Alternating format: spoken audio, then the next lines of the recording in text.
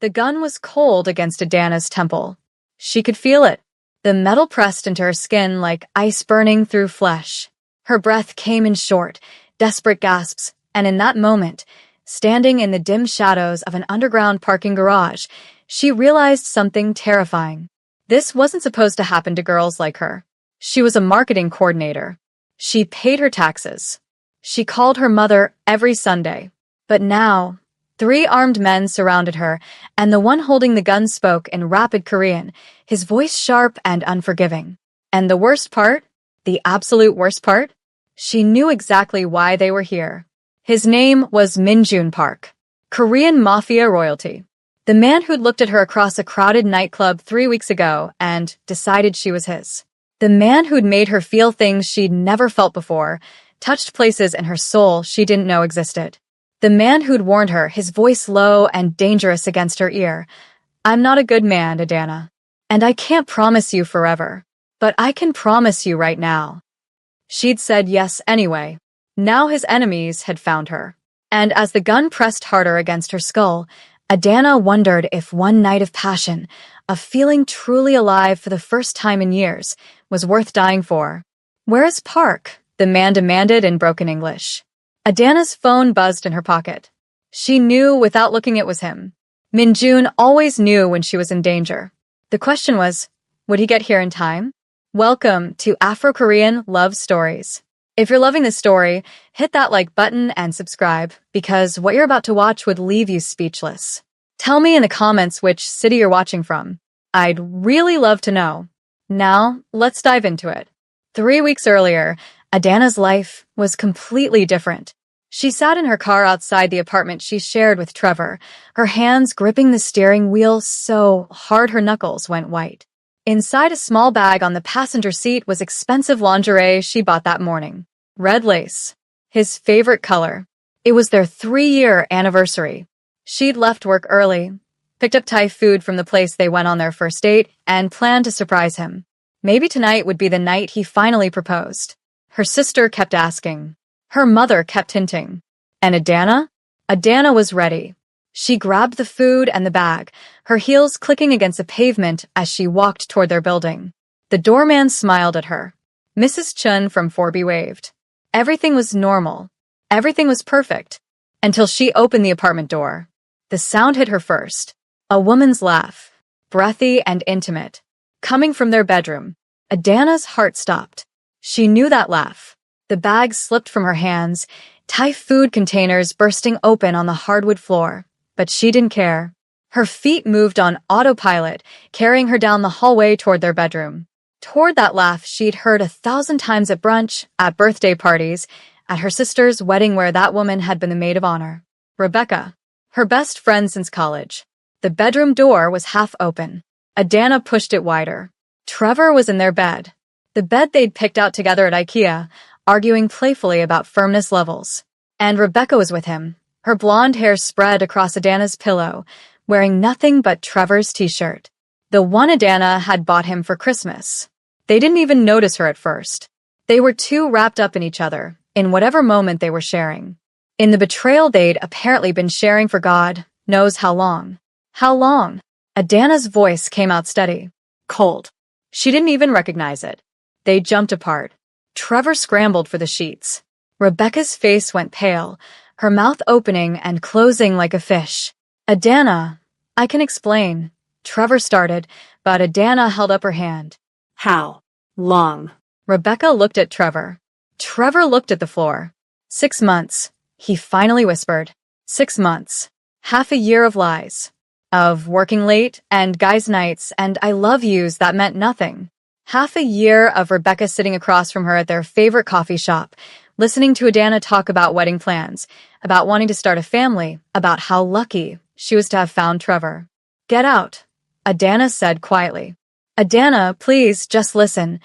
Rebecca reached for her, but Adana stepped back. Both of you, get out of my apartment. Now. It's my apartment too, Trevor said, and something in Adana snapped. You brought her into our bed. The scream tore from her throat, raw and primal. You brought my best friend into our bed, and you fucked her on sheets I washed. You, her voice broke. She wouldn't cry in front of them. She wouldn't give them that. Adana turned and walked out, grabbed her purse from the hook by the door, left the spilled Thai food, left the red lingerie, left 3 years of her life scattered across that apartment like broken glass. She made it to her car before the tears came. They came hard and ugly, racking sobs that made her whole body shake. She cried until her mascara ran in black rivers down her brown skin, until her throat was raw, until she couldn't breathe. Her phone buzzed. Trevor, we need to talk about this. Rebecca, I'm so sorry. You don't understand. It just happened. Just happened. Like betrayal was something that just occurred, like accidentally bumping into someone on the street. Adana blocked them both. She sat there in her car as the sun set, as the streetlights flickered on, as the world kept spinning like her entire life hadn't just imploded. She didn't know where to go. Her apartment was tainted now. Her best friend was gone. 3 years, erased in an instant. Her phone buzzed again. Different contact this time. Lisa from work. Girl, where are you? We're going out tonight. Lunar eclipse. I know a guy who can get us in. Drinks on me. Adana stared at the message. Lunar Eclipse was the most exclusive club downtown. The kind of place where celebrities and tech moguls and people with serious money went to be seen. Or to hide. She'd never been, never even tried. She looked at herself in the rear-view mirror. Her eyes were swollen, her makeup destroyed, her heart in pieces. Maybe that was exactly what she needed. A place where nobody knew her.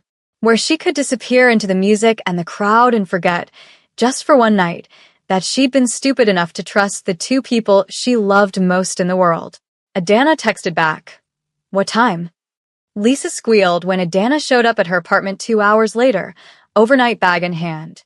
Oh, honey. Lisa pulled her into a hug the moment she saw Adana's puffy eyes. What happened? Trevor. Rebecca. Our bed. Adana didn't elaborate. She didn't need to. That bastard. Lisa's perfectly manicured nails dug into Adana's shoulders. And Rebecca? You're Rebecca? Adana nodded. Okay. New plan. Lisa grabbed Adana's bag and pulled her inside. We're not just going out. We're going to make you forget those 2 ever existed. You're going to look so damn good that if they saw you, they'd die of regret. An hour later, Adana stood in front of Lisa's full-length mirror and barely recognized herself. The dress was red. Blood red. It hugged every curve of her body, cut low enough to be dangerous, short enough to make a statement. Lisa had insisted on it, and now Adana understood why. Against her dark skin, the red looked like fire, like power. Her natural curls were defined and wild around her face. Her makeup was flawless, gold highlights on her cheekbones catching the light. She looked beautiful. More than beautiful. She looked like someone else entirely. Who is this woman? Adana whispered, turning to see the back of the dress. Or lack thereof. That, Lisa grinned, is the woman who's about to have the best night of her life. That's the woman who doesn't give a damn about Trevor or Rebecca or any of it. That's the woman who's going to walk into Lunar Eclipse and own it. Adana took a deep breath. I don't know if I can do this. Yes, you can. Because you're done being safe, responsible Adana who does everything right and gets cheated on anyway. Tonight you're someone new. Someone wild. Someone free. The word settled into Adana's chest like a challenge. Someone free. When was the last time she'd felt free? When was the last time she'd done something just because she wanted to, not because it was sensible or appropriate or what she was supposed to do? Let's go, Adana said. Lunar Eclipse was everything the rumors promised. The line outside wrapped around the block, beautiful people in designer clothes waiting behind velvet ropes. But Lisa walked right past them, heels clicking with confidence, and whispered something to the bouncer. He looked at his tablet, nodded, and unhooked the rope. Just like that, they were in. The music hit Adana like a physical force. Bass so deep she felt it in her chest, in her bones. The lights were low, strategic, making everyone look like they were moving through water. Or maybe that was the champagne Lisa immediately pressed into her hand. Drink, Lisa commanded. Dance. Forget. Adana drank. The champagne was expensive, bubbles sharp and bright on her tongue. She drank again. Then again. The alcohol warmed her blood, loosened something tight in her chest. She let Lisa pull her onto the dance floor, let the music take over, let herself just be. For the first time all day, she wasn't thinking about Trevor, wasn't seeing Rebecca's face, wasn't wondering how she'd missed 6 months of lies. She was just here, in this moment, in this body, Alive. and then she felt it. Eyes on her. Adana's skin prickled with awareness. She turned, scanning the crowd, and that's when she saw him. He sat in the VIP section above the main floor, separated by glass and security and obvious wealth. Even from a distance, Adana could see he was beautiful. Dangerously so. Sharp jawline, dark hair styled perfectly. A suit that probably cost more than her car. But it was his eyes that caught her, held her. He was staring directly at her. Not the casual glance of someone people watching. Not the appreciative look she'd gotten from other men tonight. This was different. Intense. Predatory. Like he was hunting and she was prey. Adana should have looked away. Any sensible woman would have looked away. Instead, she held his gaze. She didn't know what made her do it. The champagne. The heartbreak. The need to feel like she had some kind of power in a day where she'd felt powerless. But she stared right back at him, lifted her chin, and didn't blink. Something shifted in his expression. Surprise, maybe. Or interest. He leaned forward, said something to the man beside him. Then he stood. Adana. Lisa grabbed her arm. Do you know who that is? No. Who? Lisa's voice dropped to a whisper. That's Minjun Park. His family basically owns half the city. There are rumors he's connected to some serious people. Dangerous people. Like, organized crime dangerous. Adana's heart kicked up a notch. How do you know? Everyone knows. He doesn't come to places like this often, and when he does, people notice. Adana, seriously, don't. But it was too late. A man in a black suit appeared at Adana's elbow. Not threatening, but definitely security. Mr. Park would like to send you a drink, he said in perfect English. What would you like? Lisa's eyes went wide. Adana's pulse thundered in her ears. This was insane. This was dangerous. This was exactly the kind of thing she never did. Tell Mr. Park, Adana heard herself say, that I don't accept drinks from strangers. The security guard blinked. Clearly, that wasn't the response he expected. He spoke into his earpiece, too quiet for Adana to hear. Then he nodded and walked away. Oh my God, Lisa breathed. You just turned down Minjun Park. Is that bad? I don't know. Nobody ever does it. Usually women are throwing themselves at him. Adana took another sip of champagne, her hands trembling slightly. Well, I'm not usual. Not tonight. The crowd shifted, and suddenly he was there. Minjun Park, up close, was even more devastating than from a distance. Tall, at least 6 feet. Broad shoulders under that expensive suit. And his face. God, his face. High cheekbones, full lips, and eyes so dark they looked black in the club lighting. He studied her for a long moment, his expression unreadable. You turned down my drink, he said. His English was flawless, accent barely noticeable. I did. Why? Because I don't know you. The corner of his mouth twitched. Almost a smile. Most people in this club would disagree. They think they know exactly who I am. I'm not most people. No. His gaze traveled over her, slow and deliberate. Not crude, but thorough. Appreciating. You're definitely not. Adana felt heat rise in her cheeks, in other places. This man radiated danger like cologne. Everything about him screamed warning. The way he carried himself. The deference other people showed him. The security lurking at the edges of her vision. I'm in June, he said, not offering his hand. And you are? Adana. Adana.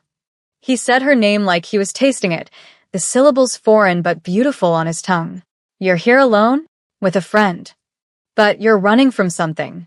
It wasn't a question. Adana's breath caught. What makes you say that? Because I recognize the look.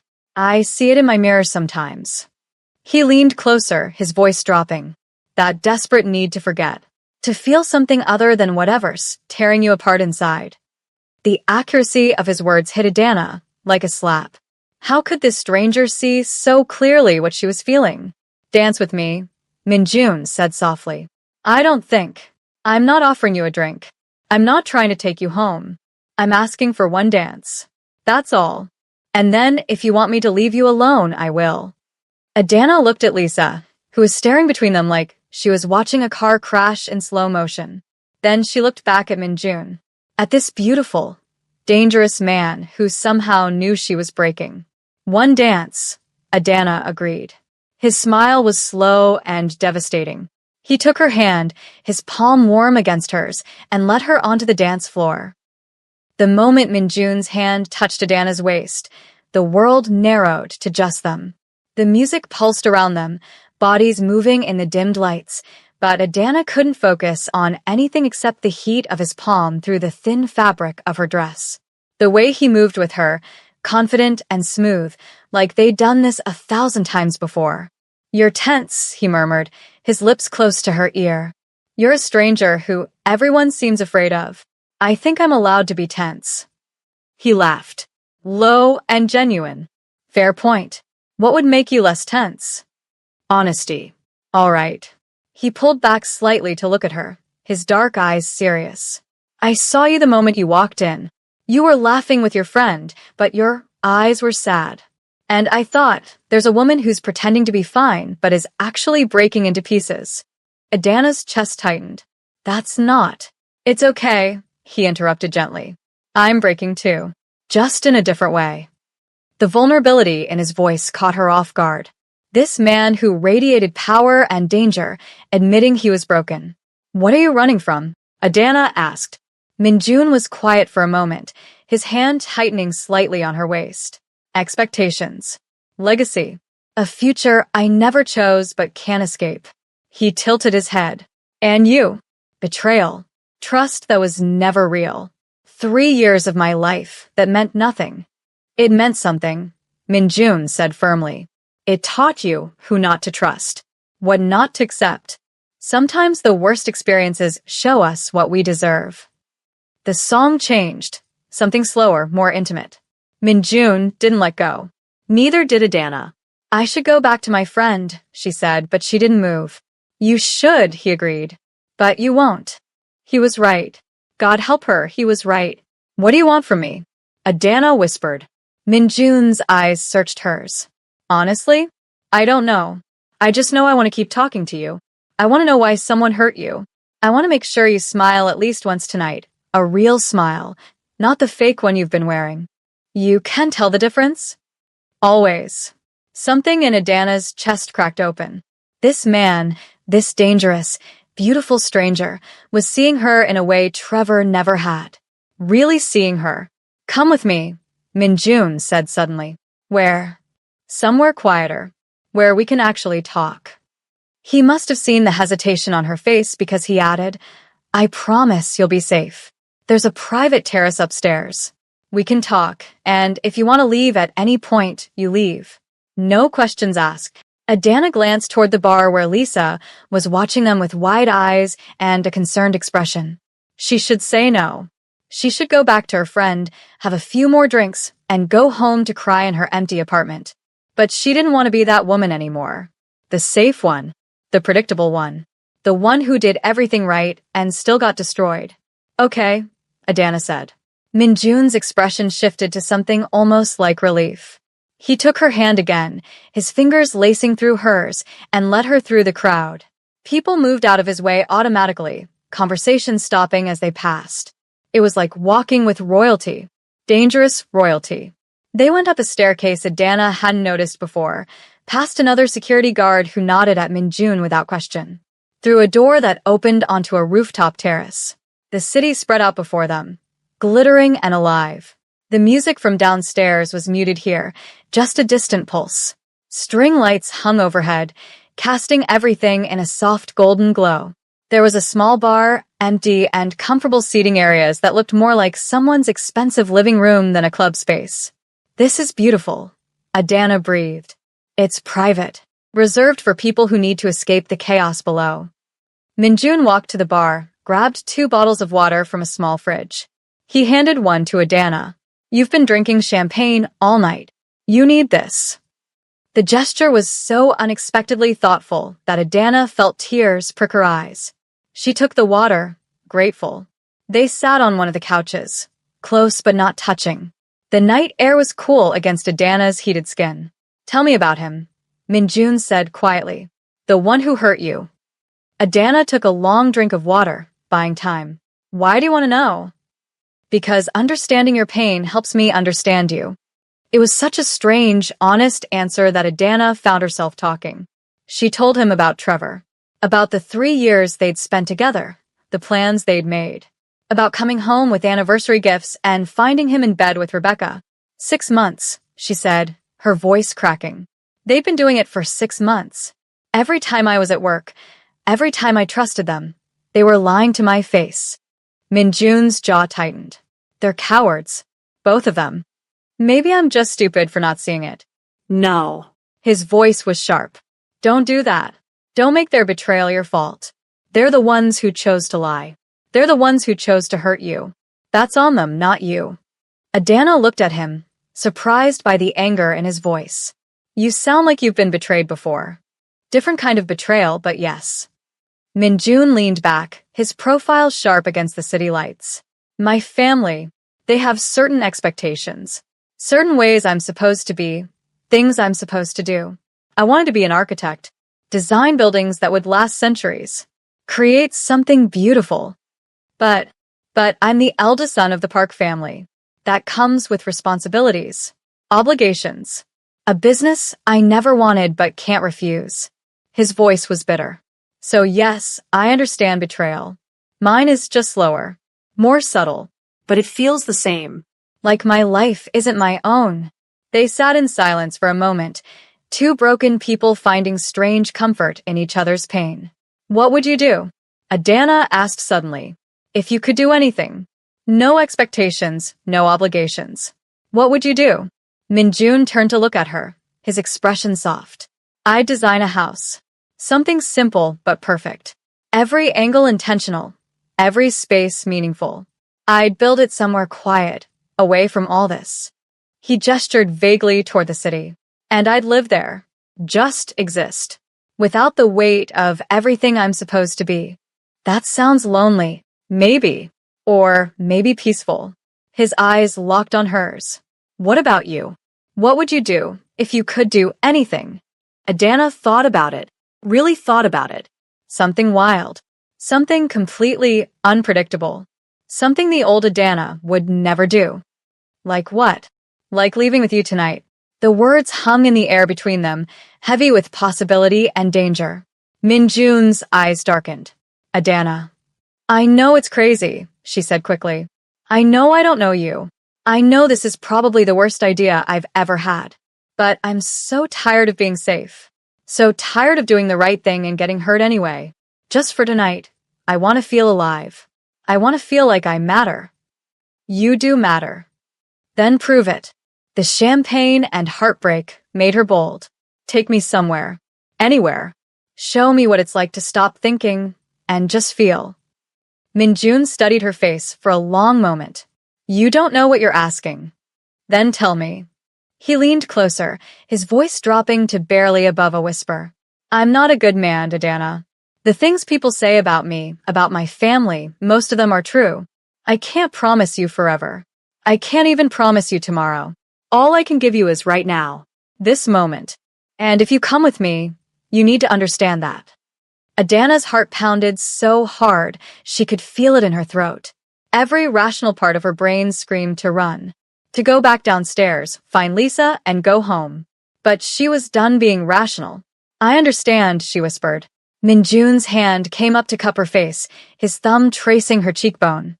Are you sure? No. But I'm doing it anyway. His smile was beautiful and terrible. Then let's go. Minjun's penthouse was nothing like Adana expected. She'd imagined cold luxury, marble and chrome, sterile and impersonal. Instead, the space was warm. Floor-to-ceiling windows overlooked the city, but the furniture was comfortable, lived in. There were books on shelves, actual books with worn spines.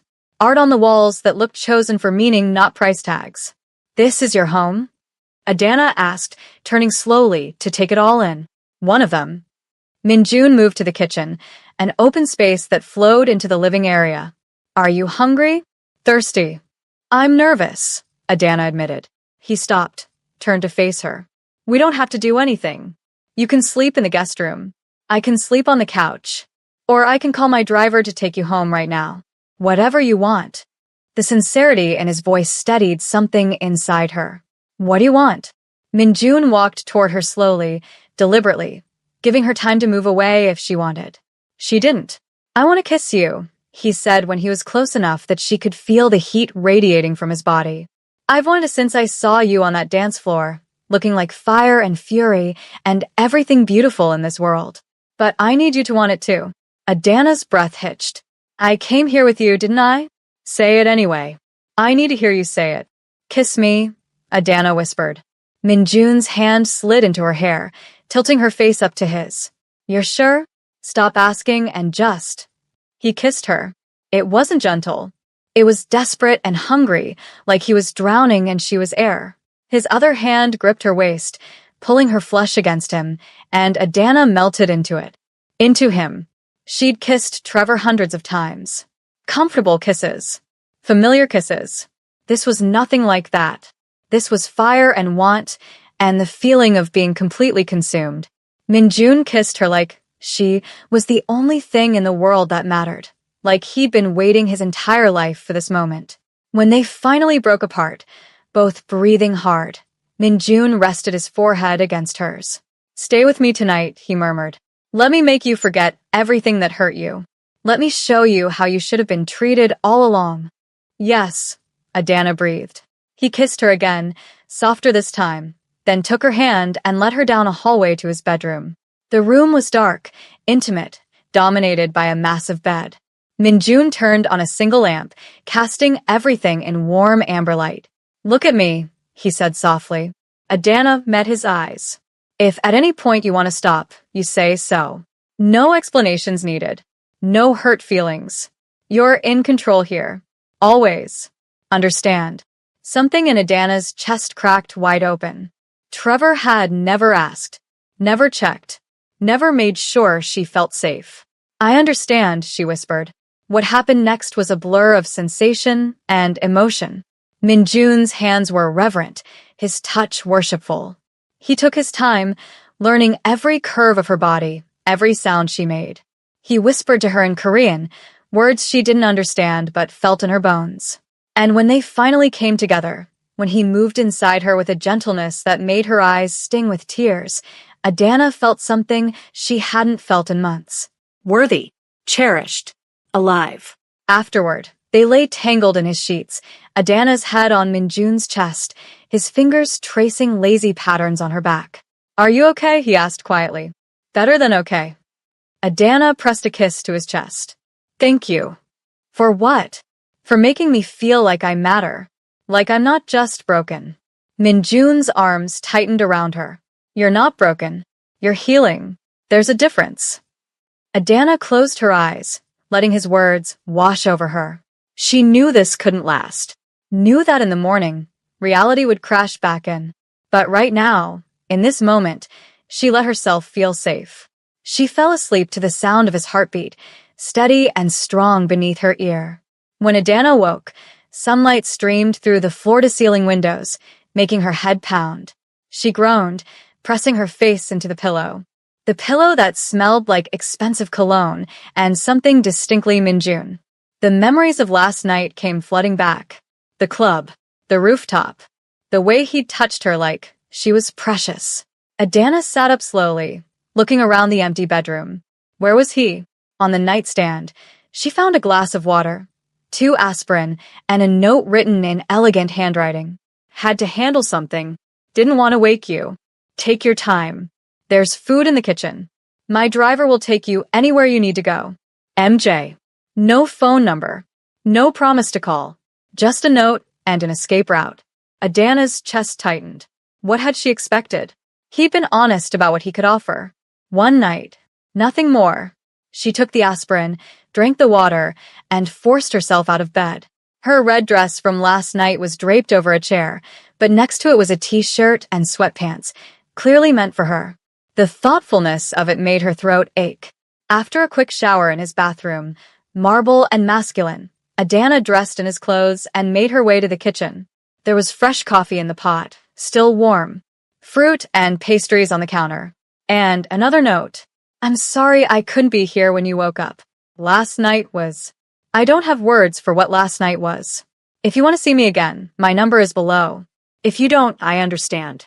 Either way, thank you for trusting me with your pain. MJ. Below the message was a phone number.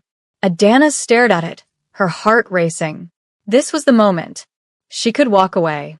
Chalk it up to a wild night, a story to tell herself in years when she was safe and settled and boring again. Or she could take the risk. Text the number. See where this dangerous, impossible thing might lead. Her phone buzzed. Lisa. Girl, where are you? I saw you leave with him last night, and I've been freaking out. Are you okay? Are you alive? Text me back. Adana smiled despite herself and typed back. I'm fine. Better than fine. I'll explain everything when I see you. She looked at Minjun's note again. At the number that represented a door she could walk through or slam shut. Adana took a photo of the number, saved it in her phone. She wasn't ready to text him yet. Wasn't ready to figure out what last night meant or where this could possibly go. But she wasn't ready to close the door either. For now, that was enough. Minjun's driver, a silent man in his 50s, dropped her off at her apartment 2 hours later. Adana thanked him and walked up to her building, still wearing Minjun's clothes, her red dress folded in a bag he'd provided. She needed to call her sister. Needed to figure out how to get her things from Trevor's place.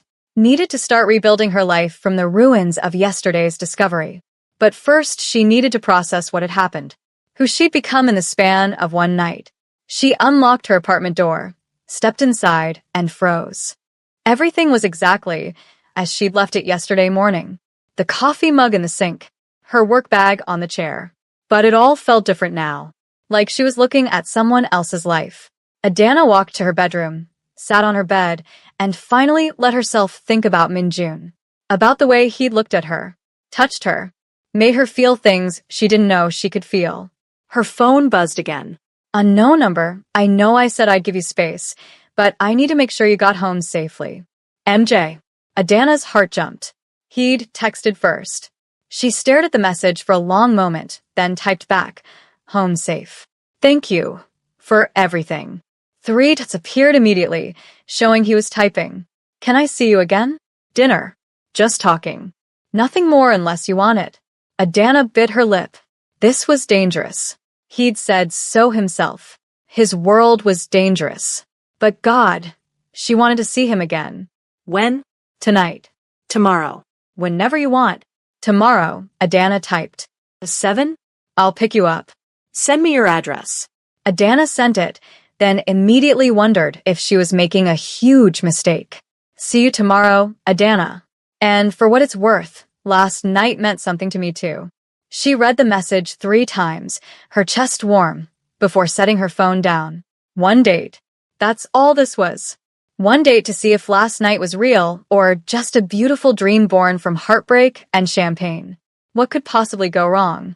2 weeks later, Adana would remember that question and laugh bitterly. Because everything was about to go wrong. Drop a heart emoji in the comments if you're rooting for Adana and Minjun. And tell me, would you have left the club with him? The next 2 weeks were the best of Adana's life.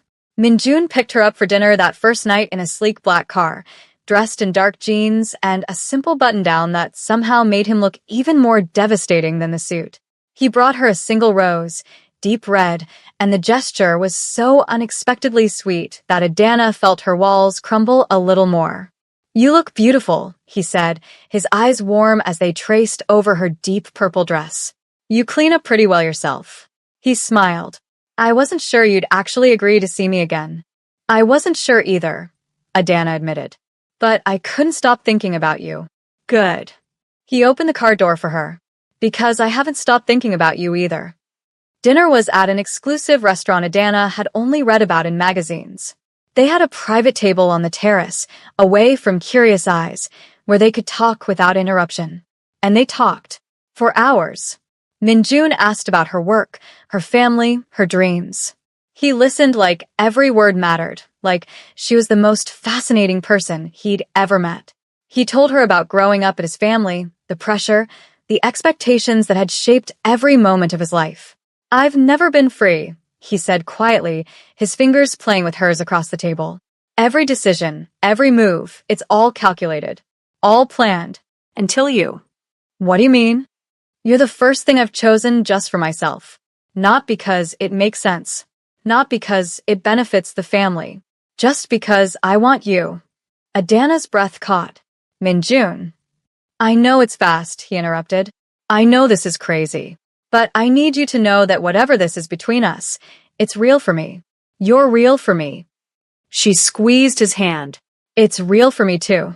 They saw each other almost every day after that. Sometimes for dinner, sometimes just for coffee between her work meetings.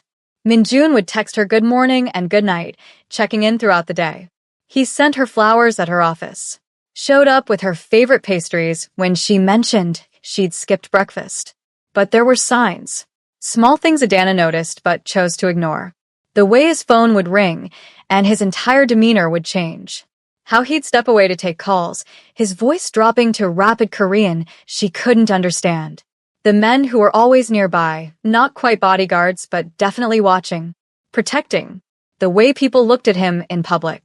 Fear and respect in equal measure. Who was that? Adana asked one evening after a particularly tense phone call had interrupted their movie night at his place. "Business," Minjun said, his jaw tight. "What kind of business?" He looked at her for a long moment. "The kind you're better off not knowing about." "Minjun." "Please." His voice was strained. "Just trust me. The less you know, the safer you are." And because she was falling for him, because his touch made her forget every rational thought, Adana let it go. Lisa wasn't as understanding. "Girl, I need to talk to you," Lisa said when they met for coffee 2 weeks after that first night. "About him." "I know what you're going to say." Do you? "Because I don't think you do." Lisa leaned forward, her voice low. "I did some digging. Adana, the Park family isn't just wealthy. They're connected. Like, seriously connected. There are rumors about money laundering, illegal operations, violence. And Minjun is at the center of it all." Adana's stomach churned. "Those are just rumors." "Are they? Have you asked him directly what he does?" "He said it's business." "That's not an answer." Lisa grabbed her hand. "I love you. You're my friend. And I'm terrified for you. This man, no matter how charming he is, no matter how he makes you feel, he's dangerous. His world is dangerous." "I know that," Adana said quietly. "Then why are you still seeing him?"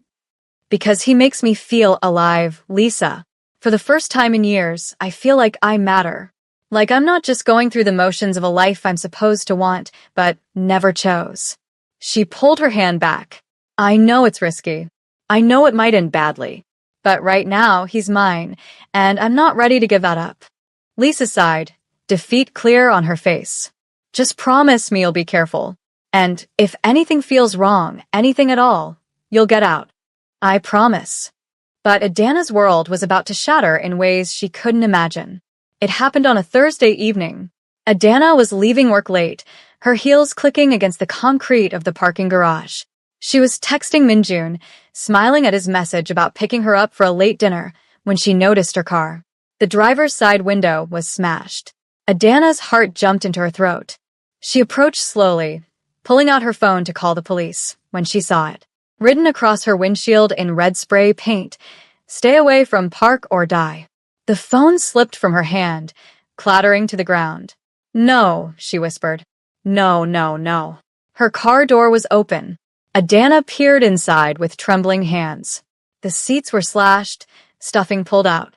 Her registration, insurance papers, everything scattered and destroyed. But it was what sat on the driver's seat that made her blood run cold. A single bullet. And a note. "This is your only warning. Leave him or next time we won't miss." Adana stumbled backward, her vision swimming. This couldn't be happening. This was a nightmare. It had to be.